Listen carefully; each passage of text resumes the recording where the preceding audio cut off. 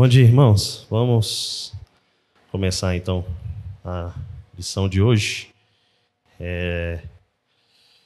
Hoje nós vamos começar um tema novo, né?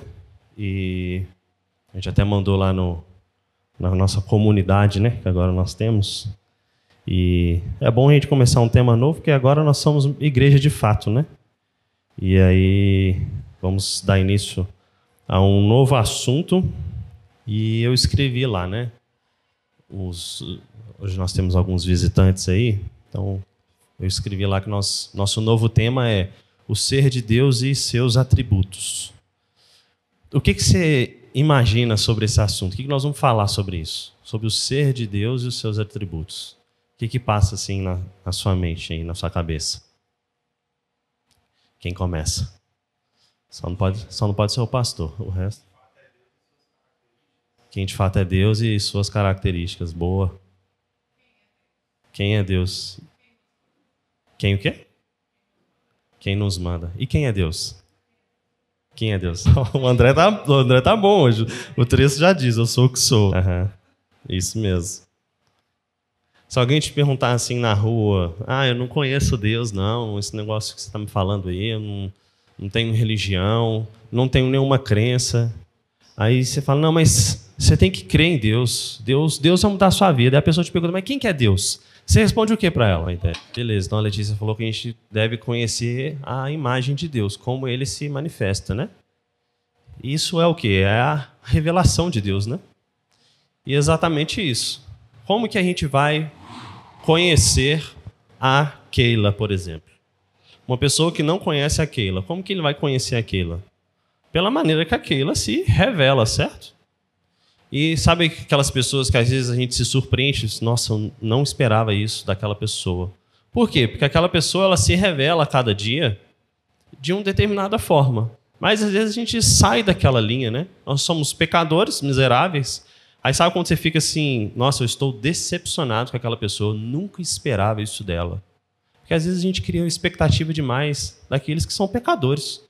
Isso acontece, às vezes, da própria liderança de igreja, né?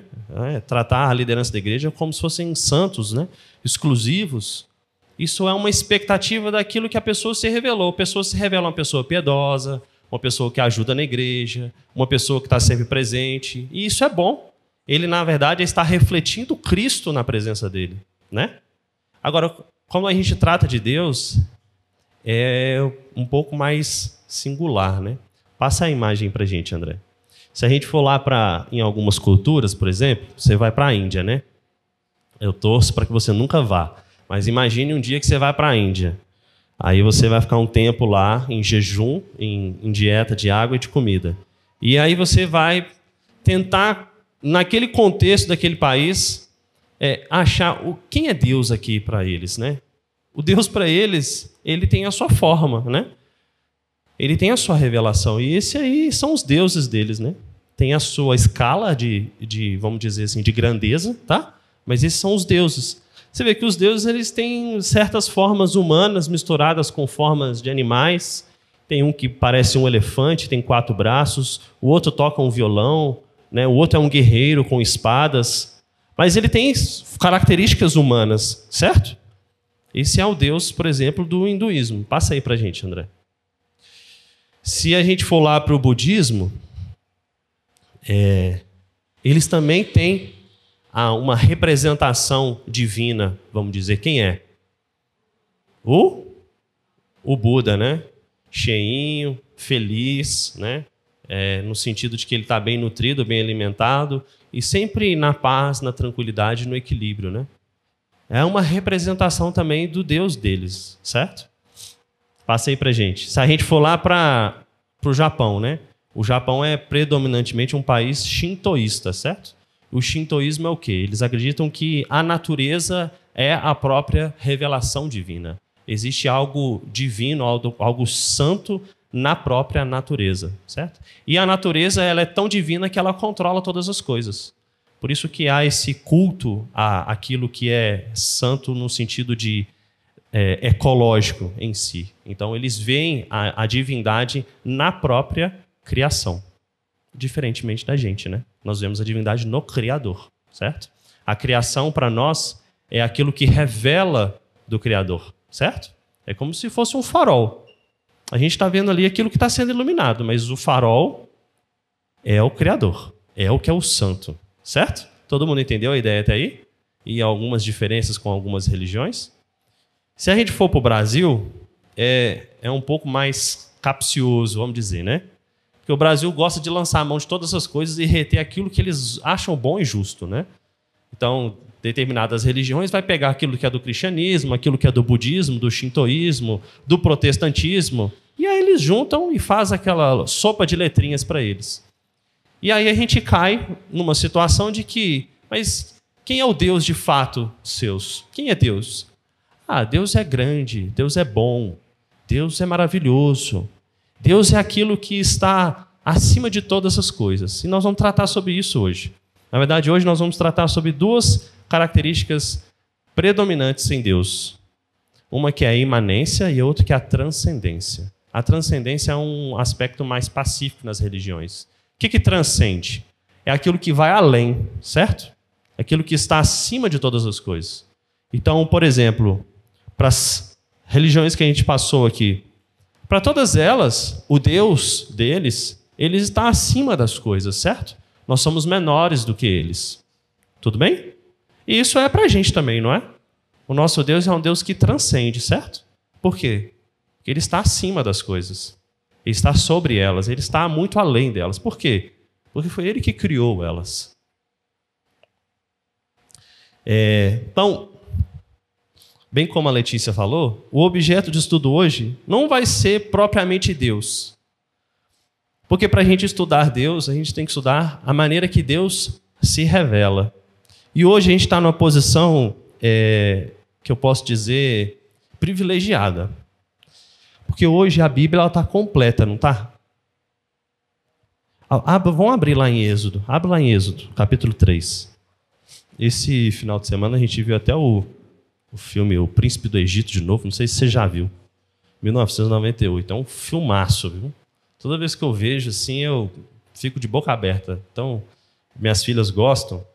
E é bom que esse trecho aqui, ele passa no filme. Eu acho um filme, assim, eles tentaram ser bem fiéis às escrituras, uma forma lúdica.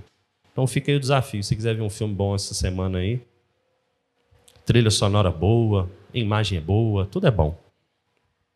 Vamos lá. Capítulo 3. Deus fala com Moisés por meio de uma sarça ardente, certo? Vamos lembrar esse contexto aqui. O Moisés, ele foi colocado no cesto, certo? Todo mundo lembra aí da história. Colocado no cesto. Por quê? Porque os primogênitos lá, todo que nascesse homem, né? Seria o quê? Morto, né? Porque o número dos hebreus estavam crescendo demais. O Egito falou assim, não, peraí, vamos tentar diminuir isso daqui, porque senão esses hebreus vão ser uma ameaça para nós, certo? E aí o que fizeram com Moisés? Correram, esconderam, colocaram no cesto, foi para o rio, certo? E Moisés foi para onde? Onde que Moisés foi parar? Isso, lá na filha de Faraó, né? Justo com ela, que ela estava tomando um banho lá no rio, certo? Beleza. Moisés, no passar do tempo, ele fica quanto tempo lá no Egito? Vamos lembrar, 40, né? 40 anos no Egito. 40 anos depois ele sai do Egito e vai lá para as tribos, encontra lá a sua esposa, o seu sogro, Zípora, se eu não me engano, né? O seu sogro, esqueci o nome, acho que é Jetro. E ele fica 40 anos lá. Depois ele volta para tirar o povo da escravidão. E quanto tempo que ele passa ali, depois do Mar Morto, e vai para a caminho da Terra Prometida? Mais 40, né? São 3 ciclos. Beleza. Nesse período aí que Moisés descobre que ele não é um egípcio, mas na verdade que ele é um hebreu, ele é do povo ali de Deus, a mente dele começa a ficar ali naquela perturbação, aqueles conflitos, ele acaba matando, no final do capítulo 2 aí, ele mata um egípcio e foge para Midian. Então, beleza. Pensa que isso aqui foi há 3.600 anos atrás. Então, agora no capítulo 3 que a gente está falando, Deus fala com Moisés. Qual é a imagem, a revelação, o conhecimento que essas pessoas têm aqui sobre Deus? O que você acha? Porque a que a gente tem hoje, ela é bem mais completa, né? É um livro, o livro está fechado aqui. Mas se coloque no lugar desse povo nessa época. Qual que é a imagem que eles têm de Deus? O que você imagina? A dica é que está escrito no capítulo 3 mesmo. E é o próprio Deus que fala. Qual que é a imagem que eles têm de Deus? Deus é quem? Ele diz no versículo 6. Eu sou o Deus de teu pai. Capítulo 3, verso 6. Eu sou o Deus de teu pai, o Deus de Abraão, o Deus de Isaque, o Deus de Jacó. Quando Moisés ouve aquilo, ele assimila aquilo que já foi revelado até o momento com Deus, certo? E fala, agora eu sei quem você é. E aí, então, ele se esconde o rosto, por quê? Porque ele teme olhar para Deus. É no sentido de, eu sei quem o Senhor é, o seu poder. Então, ele se coloca ali, e aí Deus até fala, tira suas sandálias dos pés, né? Que você está num lugar santo, porque você está na presença de Deus. Está vendo que a conversa de Deus com Moisés, ela também lança a mão da revelação? Deus não chega para Moisés e fala assim, Moisés, eu sou Deus. Aí Moisés fala, beleza, Deus é quem? Tanto que Deus fala, eu sou o que sou. Quando você vai fazer uma pesquisa, você está no colégio, na faculdade, na pós-graduação, no mestrado, você vai fazer uma pesquisa. Eu vou estudar um determinado elemento. Como que você faz essa pesquisa? Você pega esse elemento e você vai comparar ele com o quê? Com o outro, certo? Ou com alguma coisa, certo? Ou você vai pegar esse elemento e vai falar assim, eu vou dar esse elemento para Keila e o mesmo elemento, na mesma quantidade, eu vou dar para o André. Você está fazendo o quê? Uma comparação, certo? Como que você vai comparar aquilo que é único? Aquilo que é absoluto? Então, a resposta de Deus é a resposta, às vezes, confusa, mas também simples. Eu sou o que sou. Eu sou Deus. Por quê? Porque não há comparação. Não há um paradoxo com Deus. Deus é o Deus único. Ele que criou todas as coisas. Então, essa conversa que Deus tem com Moisés, ela nos mostra muito. Nos mostra que a revelação na Bíblia, ela foi progressiva até chegar em Apocalipse, e aí cessou. Acabou. A revelação acabou. Mas também que Deus é um Deus que ele se relaciona, certo? Porque Deus fala aqui no capítulo 3 que ele viu o quê? Viu a aflição do seu povo, certo? Deus resolve ir até Moisés, conversar com Moisés, se revelar para Moisés, falar quem ele é, e para falar, olha, eu estou aqui porque eu vi a aflição do meu povo e agora você vai libertar o meu povo. Isso nos mostra que Deus é uma pessoa relacional. E essa é uma característica que nós vamos ver. Deus não é um Deus distante. Ou Deus não é um Deus que somente quando a gente chamar ele vem. Se fosse assim, a gente estaria perdido. Deus é um Deus que se relaciona. E é um Deus ativo na história. Beleza? Passa aí pra gente, André. Então, muita gente fala que quando a gente vai estudar um conjunto de teologias, a gente chama isso de doutrina, né? Doutrina é o quê? É um entendimento a respeito, nesse caso, da Bíblia, o conjunto delas. Aqui nós temos vários livros e vários escritos. Nós temos uma doutrina que a gente chama de quê? Doutrina reformada, certo? Nós somos reformados. Nós temos uma doutrina calvinista. Nós temos símbolos de fé na igreja. Quais são? Confissão de fé e o catecismo. Exatamente. Então, ali são o quê? Perguntas, respostas, que resumem o nosso entendimento a respeito da Bíblia.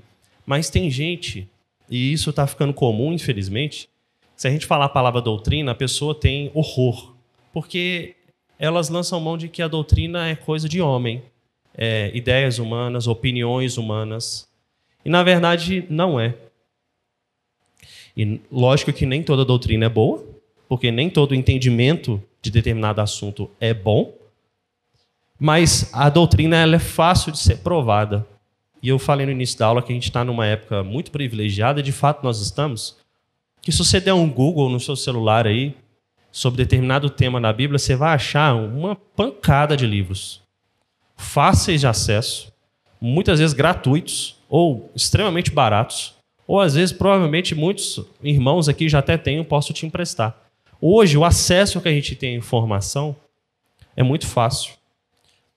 E isso nos mostra que a doutrina ela seria mais facilmente acabada, levada por terra por tanto conhecimento que a gente tem acesso hoje, diferente do que era em tempos passados. Então, o que Moisés tinha de visão de Deus aqui era um pedacinho de um vidro, de um vitral enorme. Hoje a gente tem uma visão mais clara desse vitral.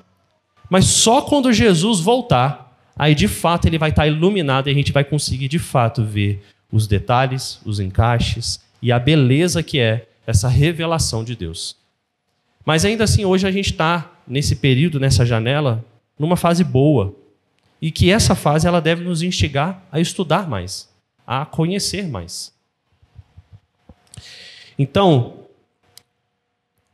se a gente começa a conhecer mais com a forma que Deus se revela, isso vai mudar também o nosso ser. Aquilo que a gente chama de moral. Porque o que é moral? Vamos tentar definir a palavra aqui. Alguém chuta?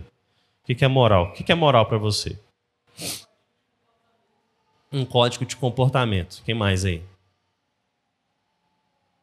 O que é moral? Quando a pessoa fala, nossa, isso aí é imoral, isso aí é um... Hã? A época. Isso, muito bem. Mais alguém? Ninguém? Se o pessoal estiver dormindo aí, vou começar a falar nome, que aí vai ter que responder a pergunta. O que é moral para você? Você tem uma moral ou você não tem moral? A conduta do cidadão. E qual que é a sua conduta, Keila? É de acordo com a palavra de Deus. É isso mesmo. E qual que é o nosso padrão, então? A nossa conduta? É aquilo que Deus prescreve, certo? Aquilo que o homem traz como lei, a gente deve obedecer no limite da palavra, certo? Deus, ele nos dá um padrão. E passado pouco tempo aqui depois desse capítulo 3 de Êxodo, Deus deu um padrão, certo? Um padrão para o seu povo. Qual que é o padrão que Deus deu? Ele deu para Moisés mesmo, que é o quê? Os mandamentos de Deus. Aquilo há um padrão. A gente não mata, a gente não furta, a gente não rouba, a gente não cobiça aquilo que é do outro. A gente honra o sábado, honra o nosso pai, a nossa mãe. A gente não faz um outro Deus diante daquele que é o único, o que eu sou. Certo? Isso aqui é um padrão. E a gente tem que seguir esse padrão. Mas como que você vai seguir aquilo que você não conhece? Porque os 10 mandamentos é um resumo. Mas Deus exige muito mais da nossa vida cristã. Por exemplo, se eu te perguntar assim, seja voluntarioso na oferta, compadece do seu irmão que está passando uma necessidade, ou então, olha, ajude aqui na igreja em determinada programação. Isso está escrito explicitamente nos 10 mandamentos? Não, lá tem o quê? Tem a base, o fundamento, certo? Mas quanto mais a gente conhece da palavra de Deus, mais a gente conhece a moral de Deus, aquilo que agrada a Deus e aquilo que Ele requer de nós. Passa aí pra gente, André. Então, como eu disse, Deus é único, não tem par. Na verdade tem trio, mas é um trio único, né?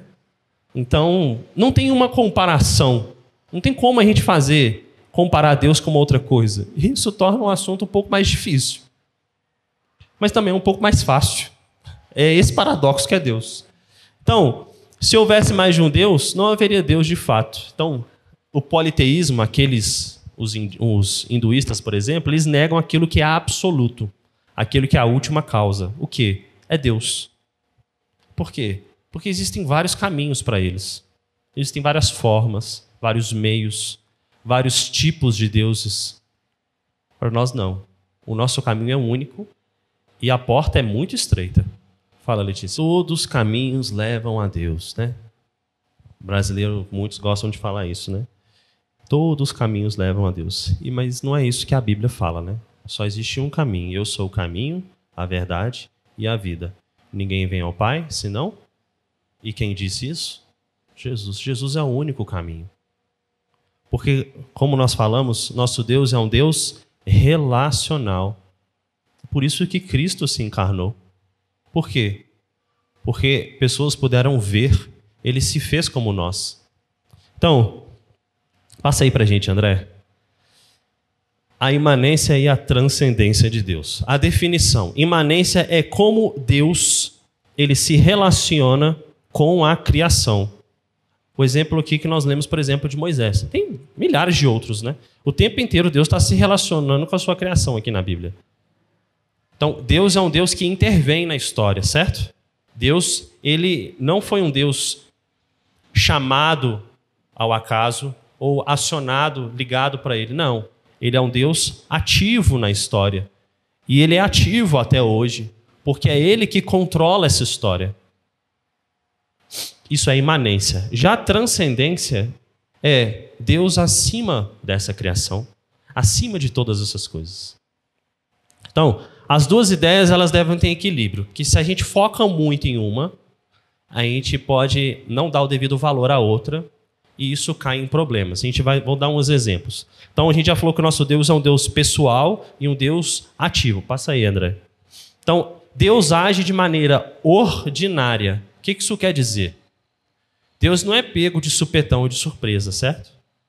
Deus não é, nossa, eu fui surpreendido aqui, agora o que eu vou fazer? Não. Deus ele tem um plano desde o início da história. Isso é uma ação ordinária de Deus. E o que é uma ação direta e uma ação indireta? Por exemplo, Deus aqui com Moisés no Egito. Ele vai agir de duas formas, direta e indireta, certo? Qual que é a forma direta? Quem falou com Moisés? Quer falar quem? Quem falou com Moisés? Deus, certo? Quem tirou o povo do Egito? Foi Deus ou foi Moisés? Pergunta de vestibular. Hã? Deus através de Moisés. Então foi uma forma indireta. O tempo inteiro, quando Moisés fala com o faraó e o coração dele está endurecido, Moisés está levando uma mensagem de quem para faraó? De Deus, certo? Quando Moisés pega o seu cajado, foi Deus que falou para ele: e eu farei maravilhas e surpreenderei vocês. Por quê? Porque foi Moisés que pega. E Moisés pega, levanta para Deus no sinal de que Deus use a minha vida. É uma maneira indireta, certo? A gente vai ver que se a gente focar muito em uma coisa ou focar muito em outra, na imanência ou na transcendência, a gente vai cair em perigos. A gente vai ver isso agora. Alguém quer falar alguma coisa? Não? Então vamos lá. Preocupação de Deus com o universo criado. Jeremias, não precisa abrir não, tá, os textos estão todos aqui, vai ficar mais fácil para a gente ler. Jeremias 23, 24. Diz assim: ocultar-se-ia alguém em esconderijos, de modo que eu não veja, diz o Senhor. Porventura, não encho eu os céus e a terra? Ou seja, tem algum lugar da terra que a gente consegue se esconder daquele que criou a própria terra? Não. Êxodo 3, 7 e 8. Disse ainda o Senhor: certamente vi a aflição do meu povo que está no Egito e o seu clamor por causa dos seus exatores. Conheço-lhes o sofrimento.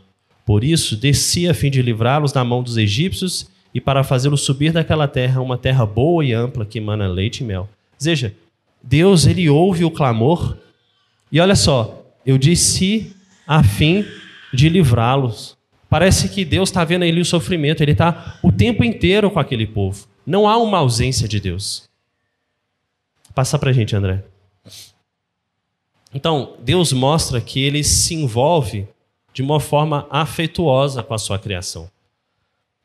Você já viu aquelas teorias que Deus criou Adão e Eva ali, tem um reloginho e agora você segue seu rumo, né? Não, não é assim. Deus está o tempo todo se preocupando. E o tempo todo o homem fazendo coisas erradas, pecando, negando. E Deus o tempo todo o quê? Intervindo e agindo. Imagina, você passa 40 anos na escravidão. Aí depois você passa 40 anos no deserto. Aí você entra na Terra Prometida. Entrou na Terra Prometida, tudo está resolvido. Agora nós somos escravos. Agora onde que a gente está? E o que acontece? O povo continua a pecar. E continua a pecar o quê? Até hoje. E até hoje Deus intervindo, pessoalmente na ação. Então, Jó 34. Se Deus pensasse apenas em si mesmo e para si recolhesse o seu espírito e seu sopro, toda a carne juntamente expiraria e o homem voltaria para o pó. Se Deus não estiver agindo o tempo inteiro, em todo tempo, em toda parte, própria palavra de Deus fala, nós seríamos consumidos, viraríamos pó, num piscar de olhos. Às vezes, pessoalmente, você já deve ter passado por momentos sombrios na vida, né? Todo mundo passa por isso. E aí pode passar na sua cabeça, não, Deus está completamente distante da minha vida. Deus não... Eu não sei o que Ele quer de mim. E a gente começa aqueles conflitos, né? Coisas do pecador mesmo. Assim como Jó teve, né? E Deus mostra que não. Que depois daquela grande turbulência, da tempestade, o sol se abre, o arco-íris está lá. E Deus mostra que Ele está intervindo o tempo inteiro na criação. Então, sem Deus, homem e natureza são semelhantes a nada. Por quê? Não é somente a nós, homens, criaturas criadas, mas a natureza inteira. É Deus quem sustém todas as coisas. Você já viu aquela que, nossa, agora vai cair uma bomba atômica aí, tal país vai jogar em outro e vai replicar em outro e o mundo de fato vai acabar. Eu não vejo base bíblica para a gente crer nisso. Não vejo. Se cair uma ou outra ali, pode até cair. Não estou falando que não vai cair, não. Mas a palavra de Deus é muito clara que nós passaremos por tormentas, aflições, mas Cristo vai voltar. Assim como foi prometido no Velho Testamento que o Messias virá, e ele veio. E é mais certo do que um amanhã. Cristo vai voltar. Salmo 104. Todos esperam de ti que lhes dês de comer a seu tempo. Se lhes dás, eles o recolhem. Se abre as mãos, eles fartam de bens. Se ocultas o rosto, eles se perturbam. Se cortas a respiração, morrem e voltam ao pé. Envias o teu espírito, eles são criados, e assim renovas a face da terra. Ou seja, tudo está nas mãos de Deus. Passa para a gente, André. Quais são os perigos da imanência? O que é imanência? É como Deus se relaciona com a criação. Quais são os perigos? Identificar Deus com Satanás. É isso mesmo. Karl Barth foi um grande reformado aí suíço. Se eu não me engano é suíço, né?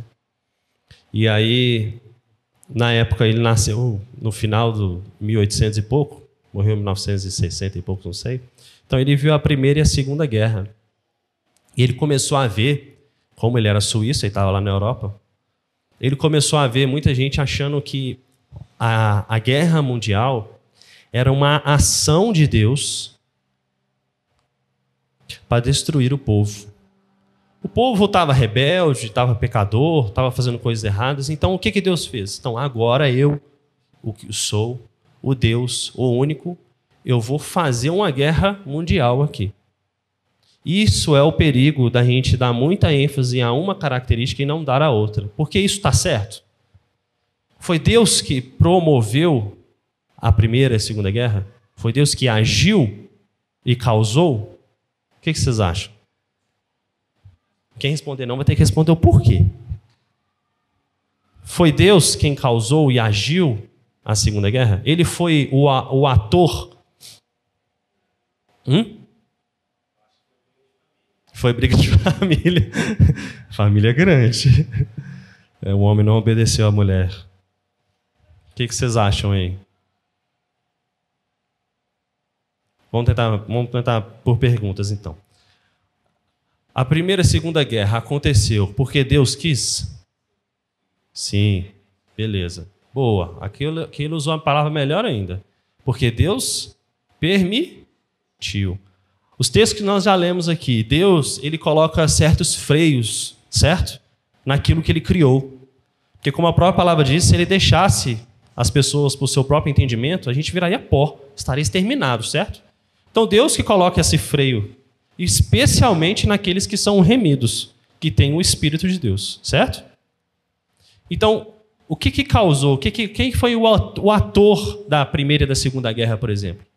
Se a gente der muita ênfase na relação de Deus com a criação, a gente começa a falar que foi Deus que fez, Carissa.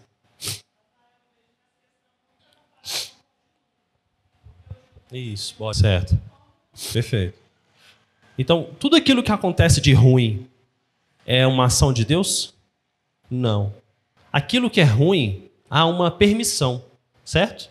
Porque se tem aquele que tem um domínio sobre todos, você tem que, de certa forma, ter uma anuência dele para fazer algo, né? Mas o agir, o ator daquilo que é ruim, que é mal, que não é reto, não pertence a Deus. Deus é muito claro quando o povo foi levado escravo para a Babilônia e para outras coisas, foi o quê? Uma permissão de Deus, certo? E aquilo estava dentro do plano de Deus. Mas a gente não pode colocar como se Deus fosse o ator, o agente dessa situação, certo? Porque qual que é o perigo disso?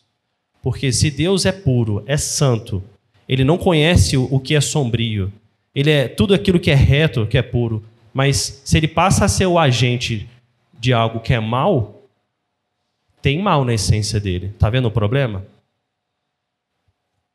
Alguém quer falar alguma coisa? Tô vendo interrogações aí. Não? Todo mundo entendeu?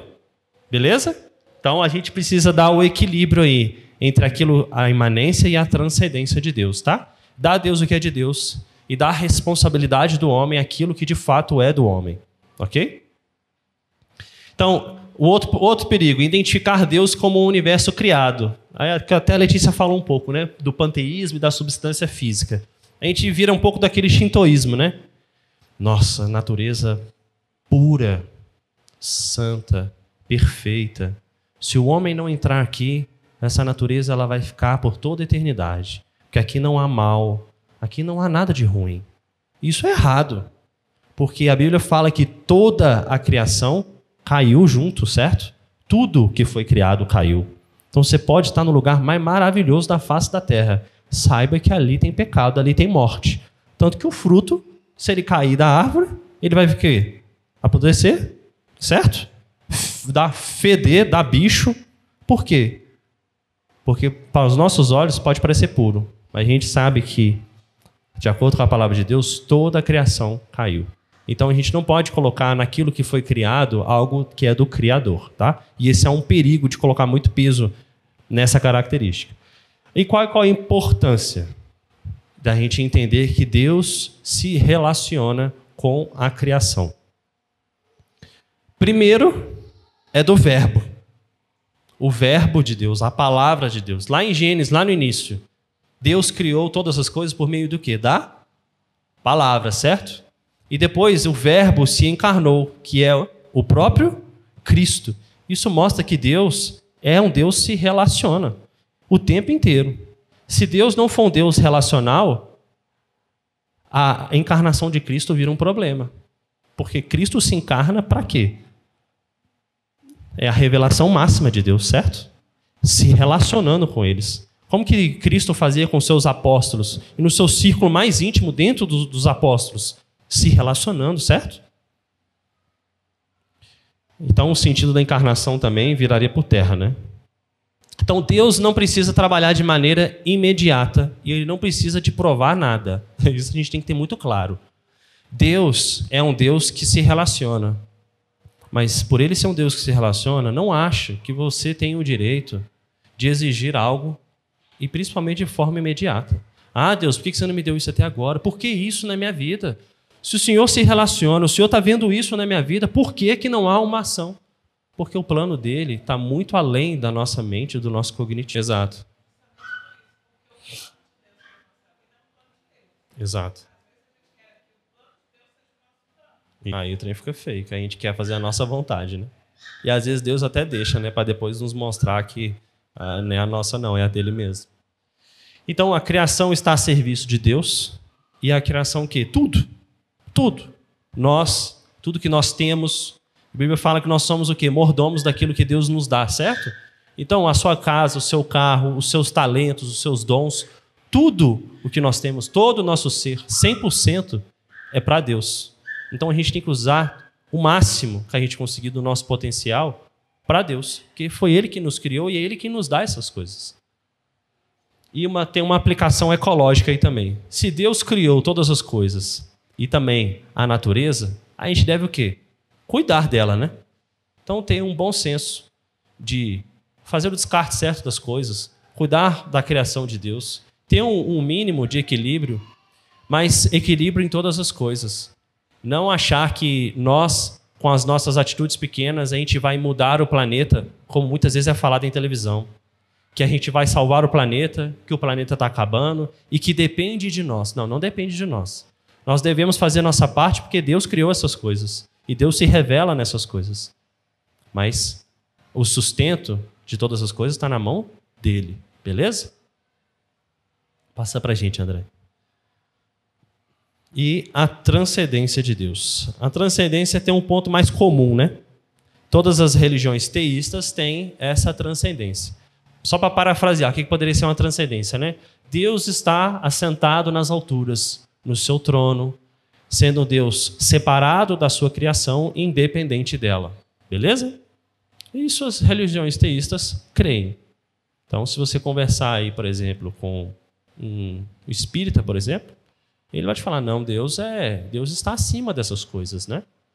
Nós deveremos chegar em um estado de reencarnação e morte, que a gente vai estar mais parecido com ele. Mas Deus está separado. E nós cremos de fato que Deus é transcendente. Ele está muito além dessas coisas. Apocalipse até diz que quando nós tivermos o novo céu e a nova terra, nós vamos estar aos pés de Jesus a eternidade, aprendendo com ele. Por quê? Porque ele não se compara a nós. E quando Cristo voltar, nós não seremos como Cristo, nem como Deus. Não, não é isso. Nós seremos parecidos com ele, no sentido de corpos glorificados e sem mancha, por estarmos neles. Mas Deus é Deus, homem é homem. Beleza? Alguém quer falar alguma coisa? Não? Então, ele não está preso no tempo e no espaço. Por isso, não pode ser medido. Quem quiser uma dica de livro aí, tem até o... Eu não sei se é Deus no Tempo e no Espaço, do Francis Schaeffer. É um baita livro, assim, 100 paginazinhas, você lê, e ele trata bem sobre esse assunto, da transcendência de Deus. Deus está além dessas coisas. Passa aí pra gente, André. Vamos ver uns exemplos da Bíblia a respeito dessa transcendência. Vamos lá. Isaías 55. Deus fala, porque os meus pensamentos não são os vossos pensamentos, nem os vossos caminhos, os meus caminhos, diz o Senhor. Porque assim como os céus são mais altos do que a terra, assim os meus caminhos mais altos do que os vossos caminhos, e os meus pensamentos mais altos do que os vossos pensamentos.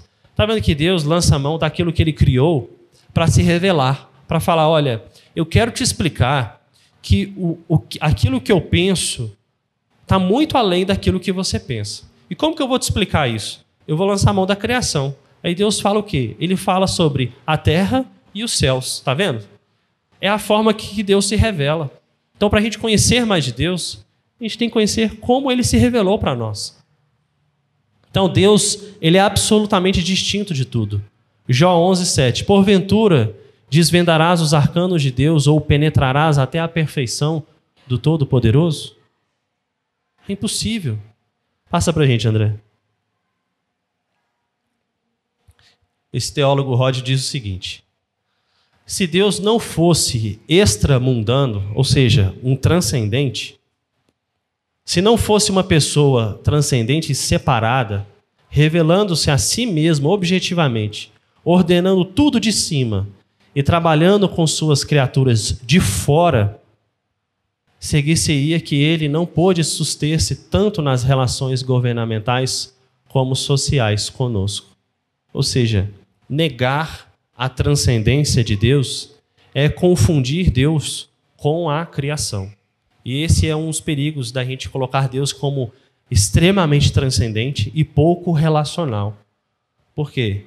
Porque Deus está muito além daquilo ali, ele está distante, muito distante.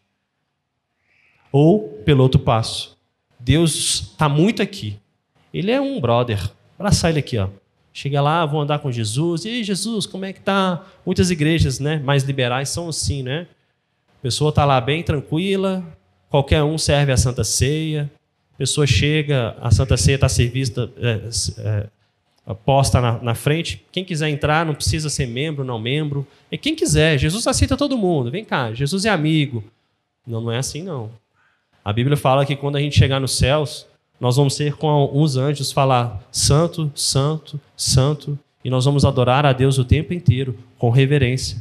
E o trono de Deus estará na praça principal. E se há trono, há um rei, há quem rege.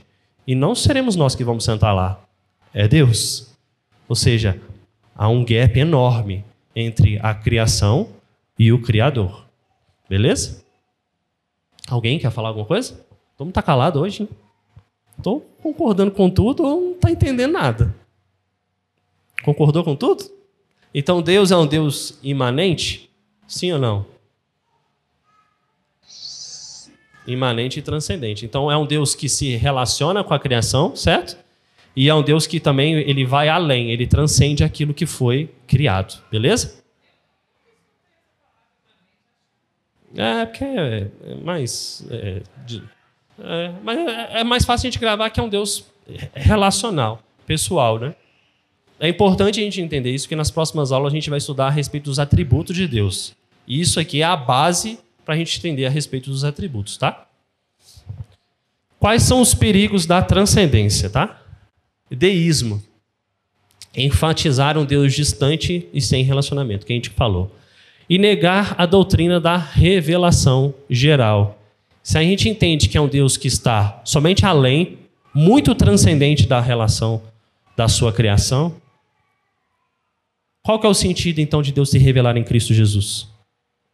Para que ele se tornar, ele se esvaziar, como a Bíblia diz, da sua glória dos céus, se esvaziar e se tornar homem? Para quê? Porque ele é um Deus relacional, pessoal, que age na história. Beleza? Qual a importância, então, da gente entender essa transcendência? Deus é um espírito infinito. Então, a gente sempre fala isso, né? Deus é espírito. O espírito você consegue colocar dentro de um copo? Não, né? A gente consegue colocar um espírito dentro aqui, fechar dentro desse templo da igreja? Não. Porque ele permeia todas as coisas, assim como o ar.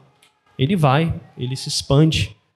E como ele é o criador de todas as coisas, ele vai para onde ele quer. O Criador está acima da criação. Isso é muito importante para a gente entender o nosso papel de criaturas. Nós, salvos em Cristo Jesus, temos acesso ao Pai, os que os outros não têm. O acesso é uma forma relacional que a gente tem também com Deus, certo?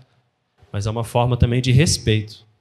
Um filho, uma filha, como que ele age com o pai e com a mãe? Ou como que ele deveria agir, né? Com respeito, certo? Da mesma forma nós, com Deus. Nós nunca vamos bater nas costas de Jesus. E aí, vamos trocar uma ideia aqui.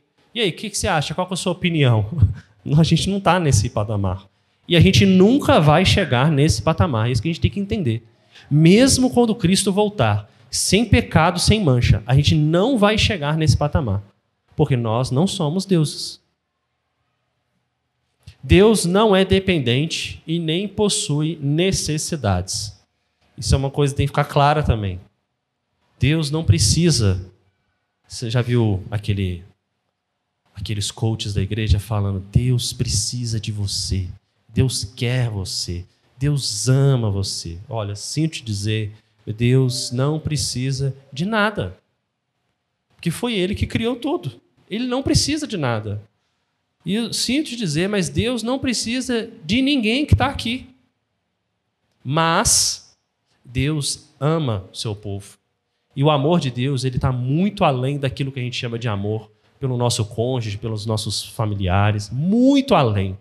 O amor de Deus é um amor sacrificial, que por muitas vezes a gente não tem. É o amor que se doa. É aquele amor que ele se coloca no lugar do outro. Aquele que é santo e que é puro morreu para aquele que era pecador, escuro, manchado. Ninguém consegue tomar esse lugar, porque ninguém é puro e santo como Deus. Então, o abismo entre nós e Deus não é meramente moral ou espiritual, mas metafísico. E o que é isso? A redenção final nos levará a uma condição original que nós fomos criados, certo? Nós fomos criados, Adão e Eva. Eles foram criados sem pecado, certo? Conforme a imagem e semelhança de Deus. Certo? Nós seremos restaurados a essa condição original. Mas como a revelação de Deus ela é progressiva, nós, na segunda vinda de Cristo, nós teremos muito mais, infinitamente mais, daquilo que Adão e Eva provou antes de caírem. Por quê?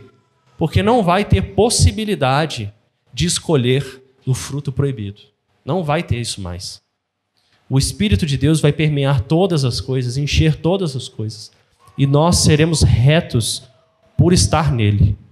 Por isso que nós seremos restaurados na condição original, mas muito, muito mais além daquilo que Adão e Eva foram um dia. É importante a gente lembrar disso, porque por vezes pode, se nos explicar direito, pode dar entendimento de que nós seremos como Adão e Eva lá no jardim. Vamos andar lá nus, dando nome à criação, todo no virar do dia se relacionar e conversar com Deus. Não, vai ser muito além disso, muito além disso. Justamente pelo conhecimento que nós temos de Deus, porque a revelação ela é progressiva. E a revelação ela vai ser progressiva ainda quando Jesus voltar. Por quê? Porque nós vamos aprender de Jesus progressivamente a eternidade. Por que a gente sempre vai aprender de Jesus quando ele voltar? E por que nunca vai acabar? Porque Deus é o quê? É infinito. Ele é eterno. Por isso que a gente vai estudar um livro que nunca vai ter a página final. E por isso que isso vai ser maravilhoso. Passa pra gente, André. Imanência e transcendência. Vamos fazer um paralelo aí agora, só para ficar mais claro. Tem mais uns 10 minutinhos, 5, 7. Vou ler rápido aqui uns textos, tá? Isaías 6. Deus está no seu alto e sublime trono, certo? E aí você continua a leitura lá em Isaías. Toda a terra está cheia da sua glória. Veja, lá no seu poderoso trono, mas Deus enche a terra também com a sua glória. Aquilo que é transcendente, está acima de todas as coisas, ele também se relaciona com a criação. Salmo 113. Aquele que habita nas alturas, ele se preocupa com os homens. Se vocês quiserem depois, pode ler todas essas referências aí que você vai ver o paralelo. Só depois que a gente estuda a respeito da doutrina, do entendimento do que é, a gente vê que aquele que está transcendendo todas as coisas, ele está o tempo inteiro agindo na história. Isaías 57. Habito no alto e santo lugar. E ele habita também aonde? No contrito e no abatido de espírito. E Jesus, ele é a personificação do paradoxo, certo? É o próprio Cristo, porque o Cristo é o clímax daquilo, ele é o Deus encarnado. Vós sois cá de baixo. Jesus falando. Vós sois cá de baixo. Eu sou lá de cima. Mas ele está onde? Enquanto ele fala, ele está cá embaixo. Vós sois deste mundo. Eu, deste mundo, eu não sou. Então ele não é deste mundo, mas ele está falando deste mundo, e ele veio a este mundo para resgatar quem é deste mundo para um novo mundo. Esse é o paradoxo de Cristo Jesus. Ou seja, nós hoje, nós não pertencemos mais a esse mundo aqui. Por que a gente não pertence mais a esse mundo? Porque esse mundo ele está o quê?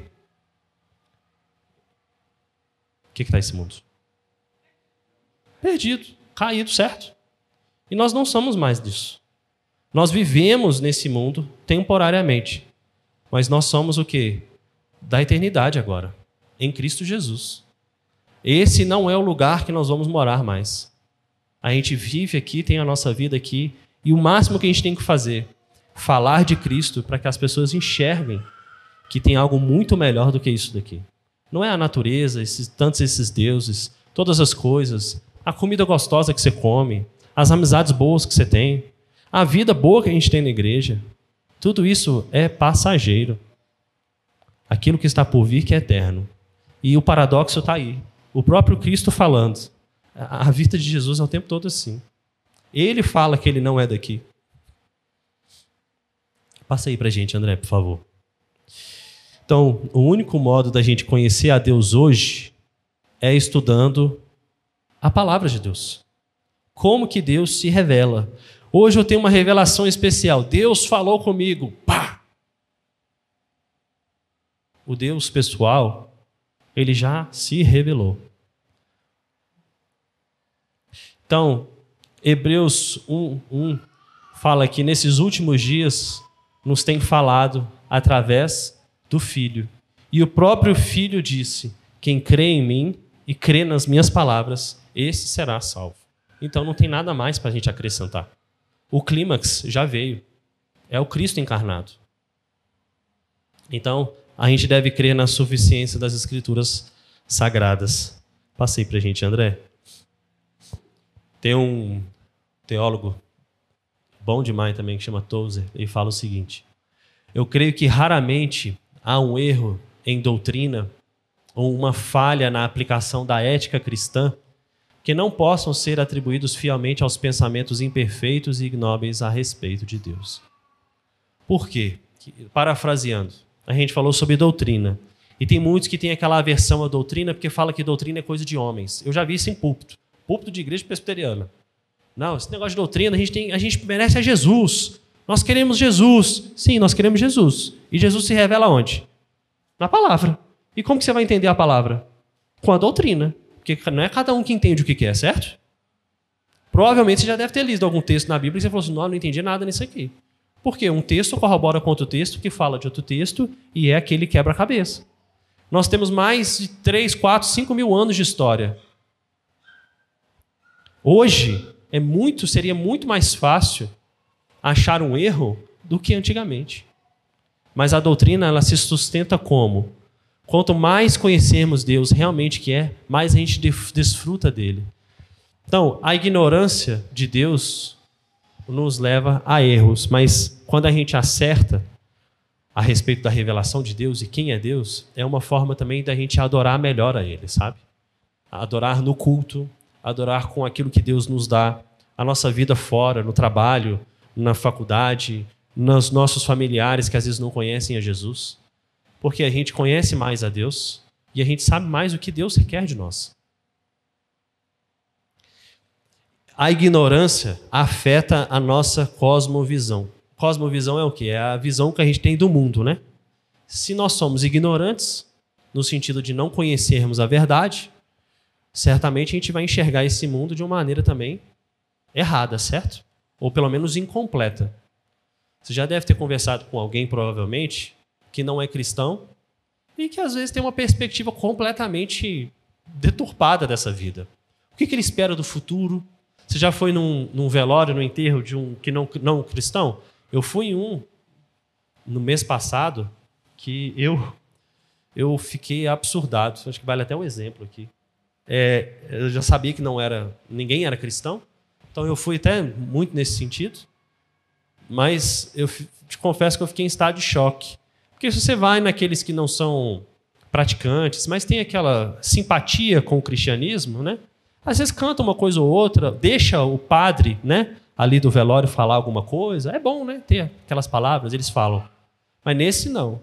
Nesse, o falecido gostava muito de rock, enquanto o caixão descia, não teve palavra nenhuma, pranto e choro. Enquanto o caixão descia, a filha e o filho estavam cantando uma música lá do Iron Maiden. Então era uma cena para mim assim, o que eles esperam? Para mim ficou assim, para onde que eles acham que o pai está indo? O que eles esperam da vida deles? Não tem esperança no futuro, não tem esperança no porvir, em nada. A vida é vazia. E aí quando eu saí de lá, encontrei a Mari e as meninas, eu falei, olha, a cena mais bizarra que eu já vi na minha vida. Triste, porque não tem sentido as coisas. Não tem sentido. E graças a Deus para nós somos diferentes. A gente pode se lutar e ficar triste da perda de alguém, mas a gente sabe que essa vida aqui é passageira.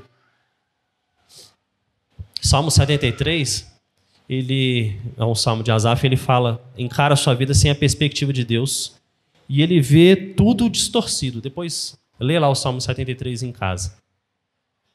Por quê? Porque a forma com que ele enxergava o mundo, o óculos dele estava quebrado, porque ele não tinha aquele relacionamento. Ele não enxergava as coisas visando a eternidade ainda. E aí, quando ele foi confrontado por Deus, a sua visão de mundo, de fato, alterou. Então, as lentes que usamos para ver as coisas, ela tem que estar sempre limpa. Aquilo que o santo e aquilo que é profano. Aquilo que agrada a Deus e aquilo que desagrada a Deus. Então, na caminhada cristã, não tem zona neutra. Já viu aqueles países lá, uma fronteira de um país com outro? Aí tem a zona neutra, né? Aquela zona neutra ali não é nem do A e nem do B. Se você ficar ali, você está no limbo. No cristianismo não tem isso. Ou você está no lado A, ou você está no lado B. Ou você está em Cristo, ou você está sem Cristo. Se você está sem Cristo, suas perspectivas de futuro são vazias. E com Cristo, a gente tem a certeza de que a eternidade nos espera. Mas isso não deve nos tornar inertes também. A gente tem que buscar cada vez mais. Por isso que toda vez eu falo de Apocalipse, quase toda aula eu falo de Apocalipse, já deve ter reparado, né? Porque quando você estuda sobre aquilo que está por vir, isso dá um gosto assim, de que eu quero isso cada dia mais. Sabe quando fala Maranata, volta Jesus? A gente tem que de fato ansiar por isso. Para Jesus voltar. Porque a gente tem que viver naquilo que é eterno. Sem morte, sem podridão, sem roubo, sem nada de ruim. Sem cansaço. E não é batendo no ombro de Jesus e chamando, Jesus, vamos trocar uma ideia aqui. Não. É sentando com reverência, aprendendo aos pés do Criador que criou todas as coisas. Amém? Alguém tem alguma pergunta aí? Consideração? Não? Então essa é a primeira aula introdutória a respeito do ser de Deus. Não percam as próximas aulas. Nós vamos falar sobre os atributos de Deus. Tudo vai ser em decorrência disso. E vai ser muito legal porque a gente vai aprender cada vez mais de Deus. Às vezes é difícil a gente falar sobre isso, né? Fala, pastor.